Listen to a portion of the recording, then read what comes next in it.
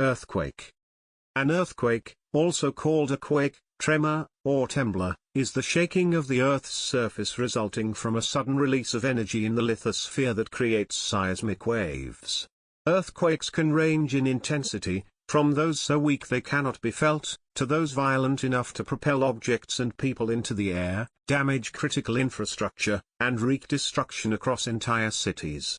The seismic activity of an area is the frequency, type, and size of earthquakes experienced over a particular time. The seismicity at a particular location in the Earth is the average rate of seismic energy release per unit volume. In its most general sense, the word earthquake is used to describe any seismic event that generates seismic waves. Earthquakes can occur naturally or be induced by human activities, such as mining, fracking, and nuclear tests. The initial point of rupture is called the hypocenter or focus, while the ground level directly above it is the epicenter. Earthquakes are primarily caused by geological faults, but also by volcanic activity, landslides, and other seismic events. The frequency, type, and size of earthquakes in an area define its seismic activity, reflecting the average rate of seismic energy release. Significant historical earthquakes include the 1556 Shanxi earthquake in China, with over 830,000 fatalities, and the 1960 Valdivia earthquake in Chile, the largest ever recorded at 9.5 magnitude. Earthquakes result in various effects, such as ground shaking and soil liquefaction, leading to significant damage and loss of life. When the epicenter of a large earthquake is located offshore, the seabed may be displaced sufficiently to cause a tsunami. Earthquakes can trigger landslides. Earthquakes' occurrence is influenced by tectonic movements along faults, including normal, reverse, thrust, and strike-slip faults, with energy release and rupture dynamics governed by the elastic rebound theory. Efforts to manage earthquake risks involve prediction, forecasting, and preparedness, including seismic retrofitting and earthquake engineering to design structures that withstand shaking. The cultural impact of earthquakes spans myths, religious beliefs, and modern media, reflecting their profound influence on human societies. Similar seismic phenomena, known as Marsquakes and moonquakes, have been observed on other celestial bodies, indicating the universality of such events beyond Earth. Terminology. An earthquake is the shaking of the surface of Earth resulting from a sudden release of energy in the lithosphere that creates seismic waves. Earthquakes may also be referred to as quakes, tremors, or tremblers. The word tremor is also used for non-earthquake seismic rumbling. In its most general sense, an earthquake is any seismic event, whether natural or caused by humans, that generates seismic waves. Earthquakes are caused mostly by the rupture of geological faults but also by other events such as volcanic activity, landslides, mine blasts, fracking and nuclear tests. An earthquake's point of initial rupture is called its hypocenter or focus. The epicenter is the point at ground level directly above the hypocenter. The seismic activity of an area is the frequency, type, and size of earthquakes experienced over a particular time. The seismicity at a particular location in the Earth is the average rate of seismic energy release per unit volume. Major examples. One of the most devastating earthquakes in recorded history was the 1556 Shanxi earthquake, which occurred on the 23rd of January 1556 in Shanxi, China. More than 830,000 people died. Most houses in the area were yadongs, dwellings carved out of loess hillsides, and many victims were killed when these structures collapsed. The 1976 Tangshan earthquake, which killed between 240,000 and 655,000 people, was the deadliest of the 20th century. The 1960 Chilean earthquake is the largest earthquake that has been measured on a seismograph, reaching 9.5 magnitude on the 22nd of May 1960. Its epicenter was near Cañete, Chile.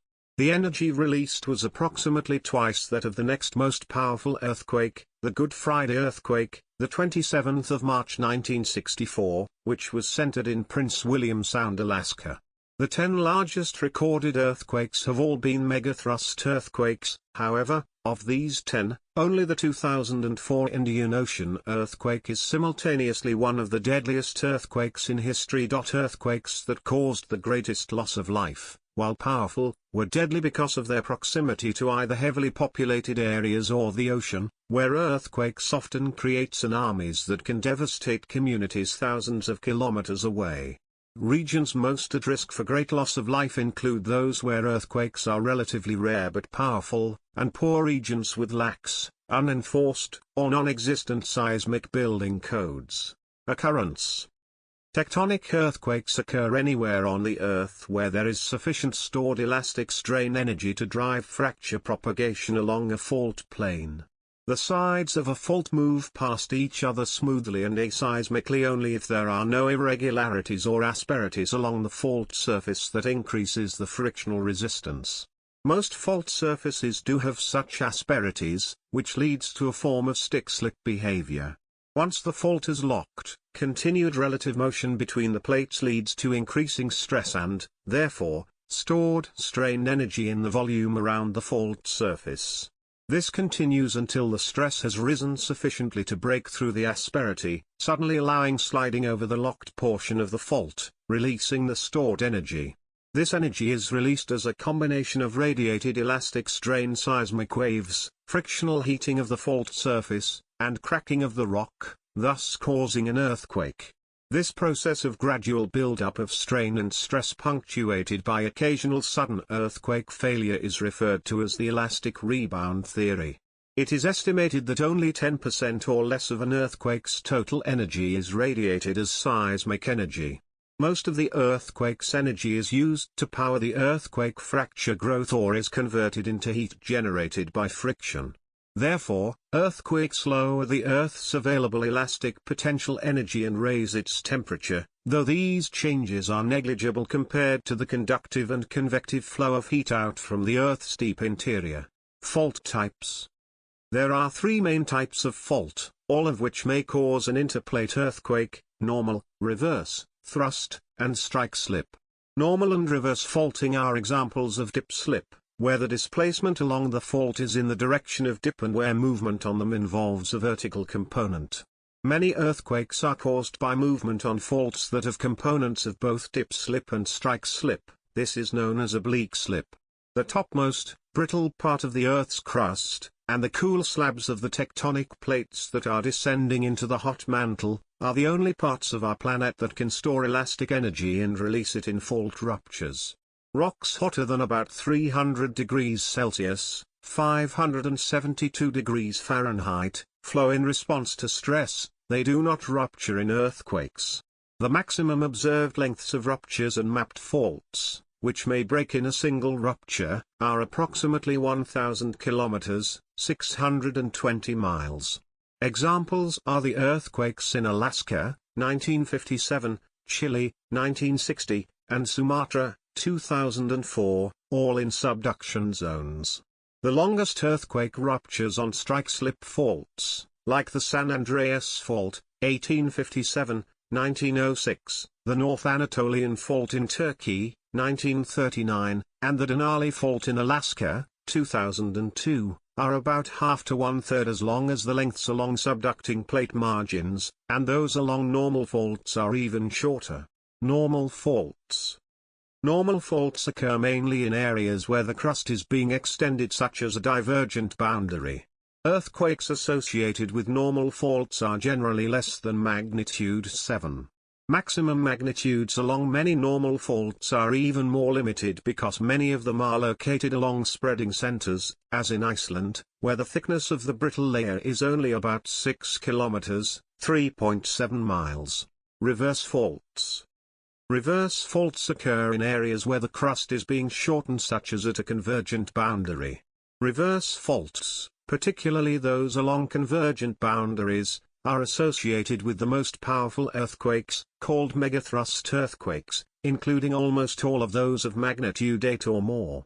Megathrust earthquakes are responsible for about 90% of the total seismic moment released worldwide. Strike-slip faults.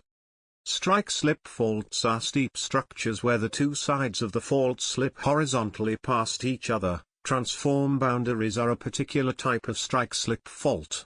Strike-slip faults, particularly continental transforms, can produce major earthquakes up to about magnitude 8. Strike-slip faults tend to be oriented near vertically, resulting in an approximate width of 10 kilometers, 6.2 miles, within the brittle crust. Thus, earthquakes with magnitudes much larger than 8 are not possible. In addition, there exists a hierarchy of stress levels in the three fault types. Thrust faults are generated by the highest, strike-slip by intermediate, and normal faults by the lowest stress levels. This can easily be understood by considering the direction of the greatest principal stress, the direction of the force that pushes the rock mass during the faulting. In the case of normal faults, the rock mass is pushed down in a vertical direction, thus the pushing force, greatest principal stress, equals the weight of the rock mass itself. In the case of thrusting, the rock mass escapes in the direction of the least principal stress, namely upward, lifting the rock mass, and thus, the overburden equals the least principal stress. Strike-slip faulting is intermediate between the other two types described above. This difference in stress regime in the three faulting environments can contribute to differences in stress drop during faulting, which contributes to differences in the radiated energy, regardless of fault dimensions. Energy released. For every unit increase in magnitude, there is a roughly 30-fold increase in the energy released. For instance, an earthquake of magnitude 6.0 releases approximately 32 times more energy than a 5.0 magnitude earthquake, and a 7.0 magnitude earthquake releases 1,000 times more energy than a 5.0 magnitude earthquake. An 8.6 magnitude earthquake releases the same amount of energy as 10,000 atomic bombs of the size used in World War II. This is so because the energy released in an earthquake, and thus its magnitude, is proportional to the area of the fault that ruptures and the stress drop. Therefore, the longer the length and the wider the width of the faulted area, the larger the resulting magnitude. The most important parameter controlling the maximum earthquake magnitude on a fault, however, is not the maximum available length, but the available width, because the latter varies by a factor of 20. Along converging plate margins, the dip angle of the rupture plane is very shallow, typically about 10 degrees. Thus, the width of the plane within the top brittle crust of the Earth can reach 50 to 100 kilometers, 31 to 62 miles, such as in Japan, 2011, or in Alaska, 1964, making the most powerful earthquakes possible. Focus. The majority of tectonic earthquakes originate in the Ring of Fire at depths not exceeding tens of kilometers. Earthquakes occurring at a depth of less than 70 kilometers, 43 miles, are classified as shallow focus earthquakes, while those with a focal depth between 70 and 300 kilometers, 43 and 186 miles, are commonly termed mid-focus or intermediate depth earthquakes. In subduction zones, where older and colder oceanic crust descends beneath another tectonic plate, deep focus earthquakes may occur at much greater depths, ranging from 300 to 700 kilometers, 190 to 430 miles. These seismically active areas of subduction are known as Wadati-Benioff zones. Deep focus earthquakes occur at a depth where the subducted lithosphere should no longer be brittle, due to the high temperature and pressure. A possible mechanism for the generation of deep focus earthquakes is faulting caused by olivine undergoing a phase transition into a spinel structure. Volcanic activity. Earthquakes often occur in volcanic regions and are caused there, both by tectonic faults and the movement of magma in volcanoes. Such earthquakes can serve as an early warning of volcanic eruptions, as during the 1980 eruption of Mount St. Helens. Earthquake swarms can serve as markers for the location of the flowing magma throughout the volcanoes. These swarms can be recorded by seismometers and tiltmeters, a device that measures ground slope, and used as sensors to predict imminent or upcoming eruptions. Rupture dynamics. A tectonic earthquake begins as an area of initial slip on the fault surface that forms the focus. Once the rupture has been initiated, it begins to propagate away from the focus, spreading out along the fault surface. Lateral propagation will continue until either the rupture reaches a barrier, such as the end of a fault segment, or a region on the fault where there is insufficient stress to allow continued rupture. For larger earthquakes, the depth extent of rupture will be constrained downwards by the brittle ductile transition zone and upwards by the ground surface. The mechanics of this process are poorly understood because it is difficult either to recreate such rapid movements in a laboratory or to record seismic waves close to a nucleation zone due to strong ground motion. In most cases, the rupture speed approaches, but does not exceed, the shear wave, S-wave, velocity of the surrounding rock. There are a few exceptions to this. Supershear earthquakes. Supershear earthquake ruptures are known to have propagated at speeds greater than the S-wave velocity. These have so far all been observed during large strike-slip events. The unusually wide zone of damage caused by the 2001 Kunlun earthquake has been attributed to the effects of the sonic boom developed in such earthquakes. Slow earthquakes. Slow earthquake ruptures travel at unusually low velocities. A particularly dangerous form of slow earthquake is the tsunami earthquake, observed where the relatively low felt intensities, caused by the slow propagation speed of some great earthquakes, fail to alert the population of the neighboring coast, as in the 1896 Sanriku earthquake. Co-seismic overpressuring and effect of poor pressure. During an earthquake, high temperatures can develop at the fault plane, increasing pore pressure and consequently vaporization of the groundwater already contained within the rock. In the co-seismic phase, such an increase can significantly affect slip evolution and speed. In the post-seismic phase it can control the aftershock sequence because, after the main event, pore pressure increase slowly propagates into the surrounding fracture network. From the point of view of the Moore Coulomb strength theory, an increase in fluid pressure reduces the normal stress acting on the fault plane that holds it in place, and fluids can exert a lubricating effect. As thermal overpressurization may provide positive feedback between slip and strength fall at the fault plane, a common opinion is that it may enhance the faulting process instability. After the main shock, the pressure gradient between the fault plane and the neighboring rock causes a fluid flow that increases pore pressure in the surrounding fracture networks. Such an increase may trigger new faulting processes by reactivating adjacent faults, giving rise to aftershocks. Analogously, artificial pore pressure increase, by fluid injection in Earth's crust, may induce seismicity. Tidal forces. Tides may trigger some seismicity clusters. Most earthquakes form part of a sequence, related to each other in terms of location and time. Most earthquake clusters consist of small tremors that cause little to no damage, but there is a theory that earthquakes can recur in a regular pattern. Earthquake clustering has been observed, for example, in Parkfield, California, where a long-term research study is being conducted around the Parkfield earthquake cluster. Aftershocks. An aftershock is an earthquake that occurs after a previous earthquake, the main shock. Rapid changes of stress between rocks, and the stress from the original earthquake are the main causes of these aftershocks, along with the crust around the ruptured fault plane as it adjusts to the effects of the main shock. An aftershock is in the same region as the main shock but always of a smaller magnitude. However, they can still be powerful enough to cause even more damage to buildings that were already previously damaged from the main shock. If an aftershock is larger than the main shock, the aftershock is redesignated as the main shock and the original main shock is redesignated as a foreshock. Aftershocks are formed as the crust around the displaced fault plane adjusts to the effects of the main shock. Swarms. Earthquake swarms are sequences of earthquakes striking in a specific area within a short period. They are different from earthquakes followed by a series of aftershocks by the fact that no single earthquake in the sequence is the main shock, so none has a notably higher magnitude than another. An example of an earthquake swarm is the 2004 activity at Yellowstone National Park.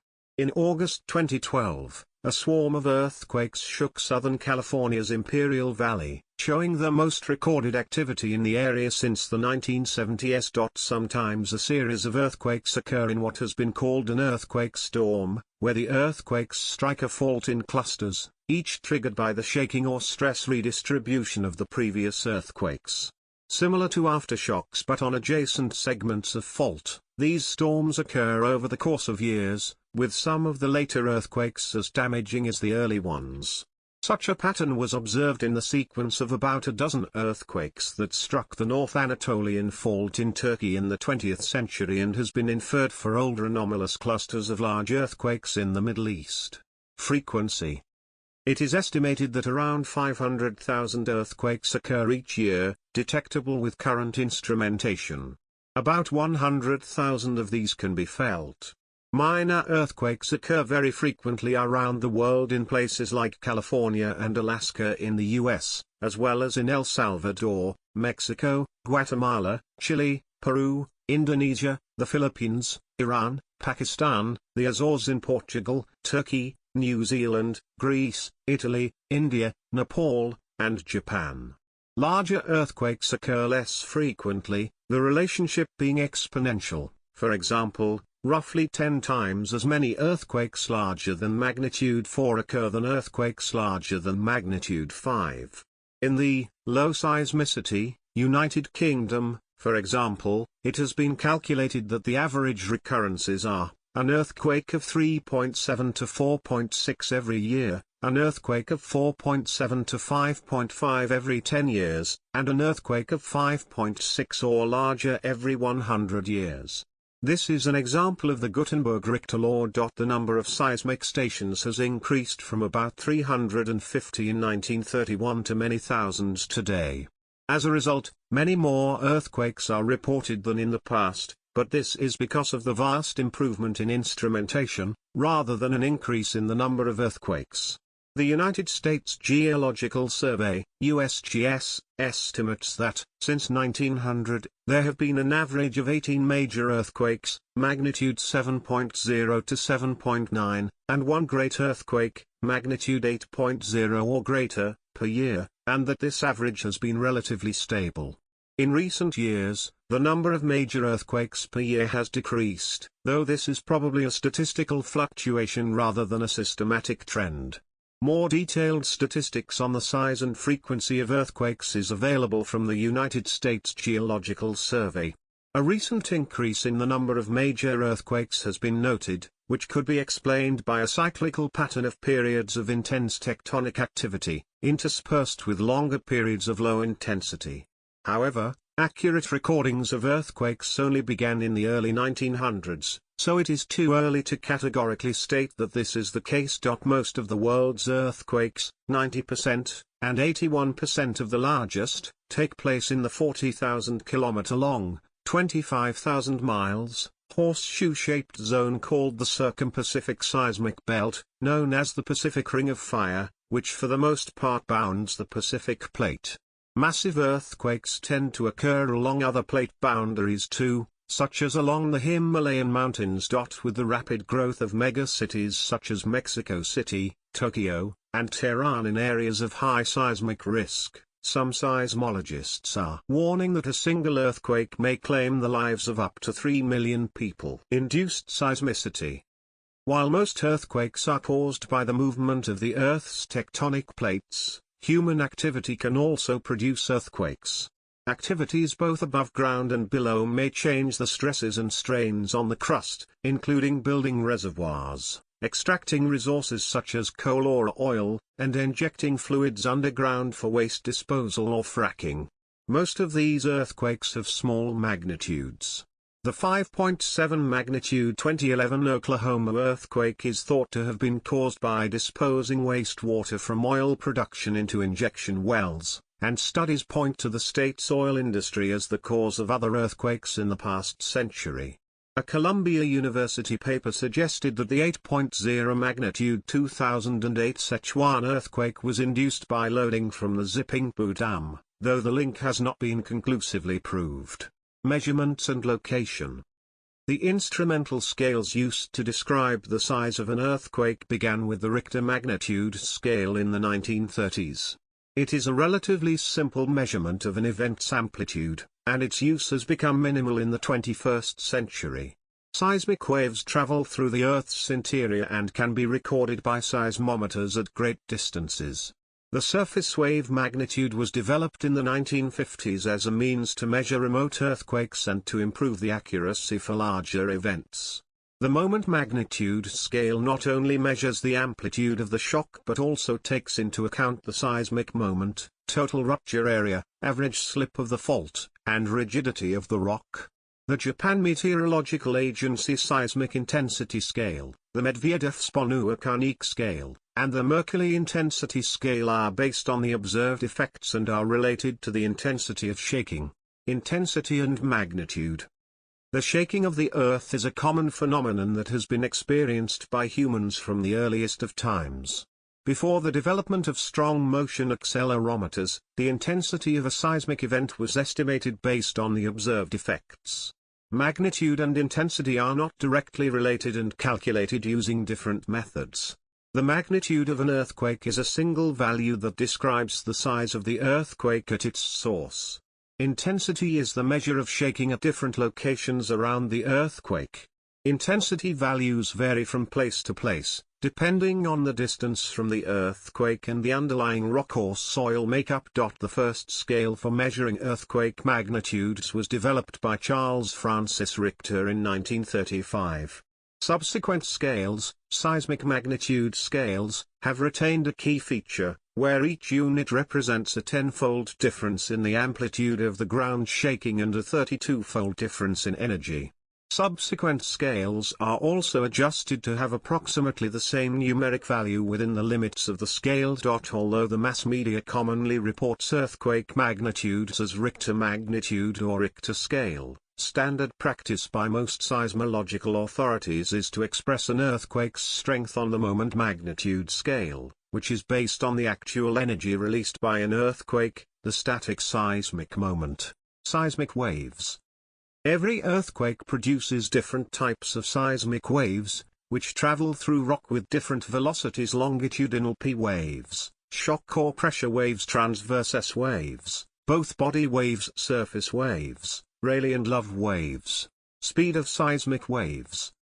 Propagation velocity of the seismic waves through solid rock ranges from approximately 3 km per second, 1.9 miles per second, up to 13 km per second, 8.1 miles per second, depending on the density and elasticity of the medium. In the Earth's interior, the shock or P waves travel much faster than the S waves, approximately relation 1.7 to 1. The differences in travel time from the epicenter to the observatory are a measure of the distance and can be used to image both sources of earthquakes and structures within the Earth. Also, the depth of the hypercenter can be computed roughly. P wave speed: upper crust soils and unconsolidated sediments, 2 to 3 km, 1.2 to 1.9 miles per second. Upper crust solid rock, 3 to 6 km, 1.9 to 3.7 miles per second. Lower crust, 6 to 7 km, 3.7 to 4.3 miles per second. Deep mantle, 13 km, 8.1 miles per second. S waves speed: light sediments, 2 to 3 km, 1.2 to 1.9 miles per second. Earth's crust, 4 to 5 km, 2.5 to 3.1 miles per second. Deep mantle, 7 km, 4.3 miles per second. Seismic wave arrival. As a consequence, the first waves of a distant earthquake arrive at an observatory via the Earth's mantle. On average, the kilometer distance to the earthquake is the number of seconds between the P and S wave times 8. Slight deviations are caused by inhomogeneities of subsurface structure. By such analysis of seismograms, the Earth's core was located in 1913 by Benno Gutenberg. S waves and later arriving surface waves do most of the damage compared to P waves.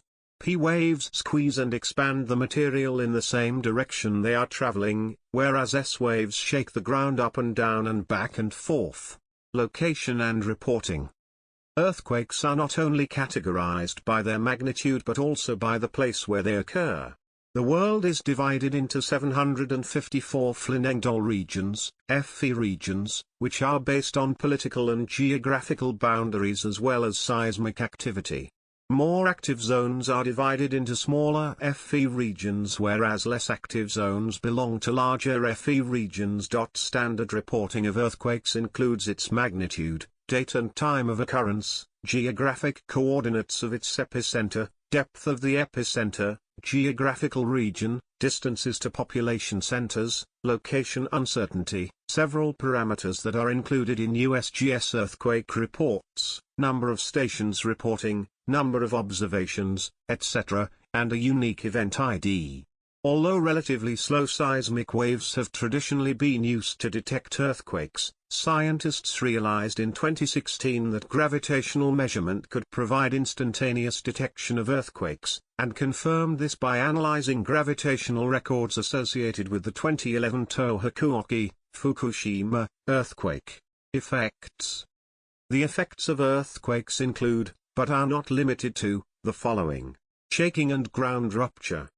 Shaking and ground rupture are the main effects created by earthquakes, principally resulting in more or less severe damage to buildings and other rigid structures.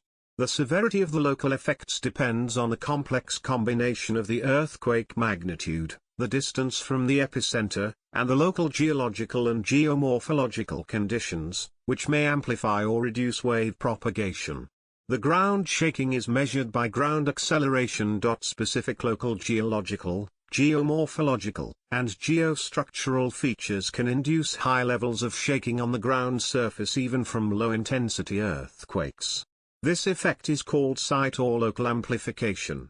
It is principally due to the transfer of the seismic motion from hard deep soils to soft superficial soils and the effects of seismic energy focalization owing to the typical geometrical setting of such deposits. Ground rupture is a visible breaking and displacement of the Earth's surface along the trace of the fault, which may be of the order of several meters in the case of major earthquakes. Ground rupture is a major risk for large engineering structures such as dams, bridges, and nuclear power stations, and requires careful mapping of existing faults to identify any that are likely to break the ground surface within the life of the structure. Soil liquefaction. Soil liquefaction occurs when, because of the shaking, water-saturated granular material, such as sand, temporarily loses its strength and transforms from a solid to a liquid. Soil liquefaction may cause rigid structures, like buildings and bridges, to tilt or sink into the liquefied deposits. For example, in the 1964 Alaska earthquake, soil liquefaction caused many buildings to sink into the ground, eventually collapsing upon themselves. Human impacts. Physical damage from an earthquake will vary depending on the intensity of shaking in a given area and the type of population. Underserved and developing communities frequently experience more severe impacts, and longer lasting, from a seismic event compared to well-developed communities. Impacts may include injuries and loss of life. Damage to critical infrastructure, short and long-term roads, bridges, and public transportation networks. Water, power, sewer and gas interruption. Communication systems. Loss of critical community services including hospitals, police, and fire. General property damage. Collapse or destabilization, potentially leading to future collapse, of buildings, roads, bridges, and public transportation networks. Water, power, sewer and gas interruption. Communication systems. With these impacts and others, the aftermath may bring disease, a lack of basic necessities, mental consequences such as panic attacks and depression to survivors, and higher insurance premiums. Recovery times will vary based on the level of damage and the socio-economic status of the impacted community. Landslides. Earthquakes can produce slope instability leading to landslides, a major geological hazard. Landslide danger may persist while emergency personnel is attempting rescue work. Fires. Earthquakes can cause fires by damaging electrical power or gas lines. In the event of water mains rupturing and a loss of pressure, it may also become difficult to stop the spread of a fire once it has started. For example, more deaths in the 1906 San Francisco earthquake were caused by fire than by the earthquake itself. Tsunami. Tsunamis are long wavelength, long-period sea waves produced by the sudden or abrupt movement of large volumes of water, including when an earthquake occurs at sea. In the open ocean, the distance between wave crests can surpass 100 kilometers, 62 miles, and the wave periods can vary from 5 minutes to 1 hour. Such tsunamis travel 600 to 800 kilometers per hour, 373 to 497 miles per hour, depending on water depth.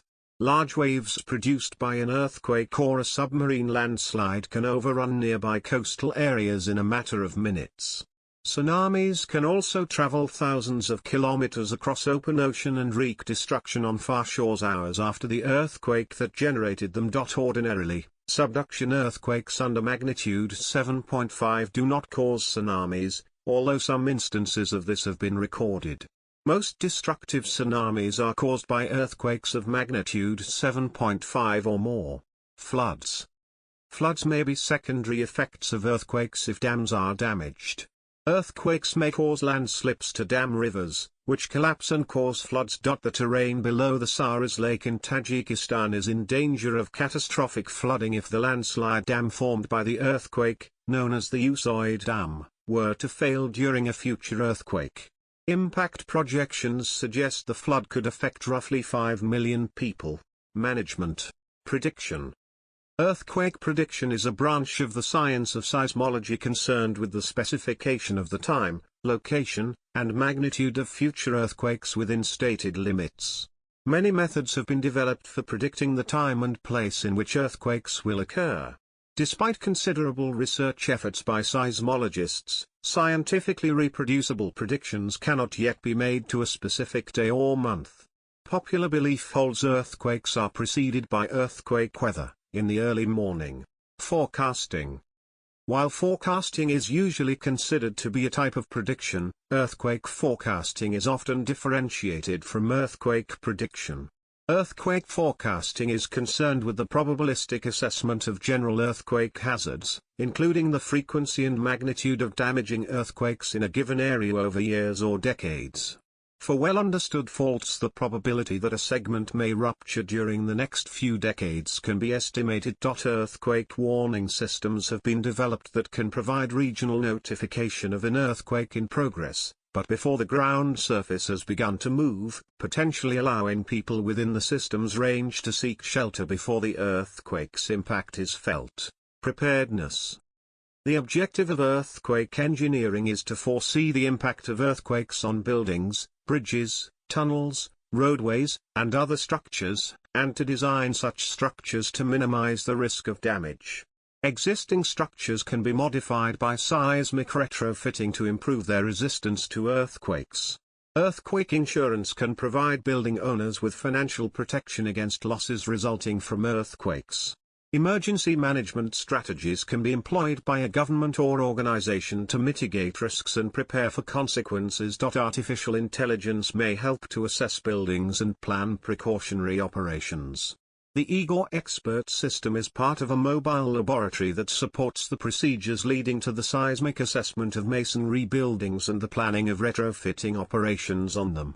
It has been applied to assess buildings in Lisbon, Rhodes, and Naples. Individuals can also take preparedness steps like securing water heaters and heavy items that could injure someone, locating shutoffs for utilities, and being educated about what to do when the shaking starts. For areas near large bodies of water, earthquake preparedness encompasses the possibility of a tsunami caused by a large earthquake. In culture, historical views. From the lifetime of the Greek philosopher Anaxagoras in the 5th century BCE to the 14th century CE, earthquakes were usually attributed to air, vapors, in the cavities of the earth. Thales of Miletus, 625 to 547 BCE, was the only documented person who believed that earthquakes were caused by tension between the earth and water.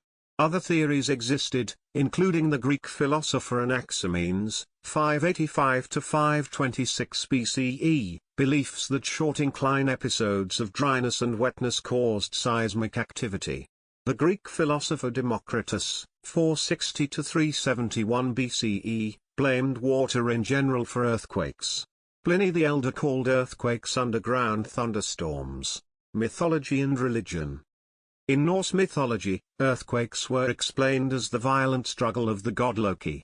When Loki, god of mischief and strife, murdered Balder, god of beauty and light, he was punished by being bound in a cave with a poisonous serpent placed above his head dripping venom.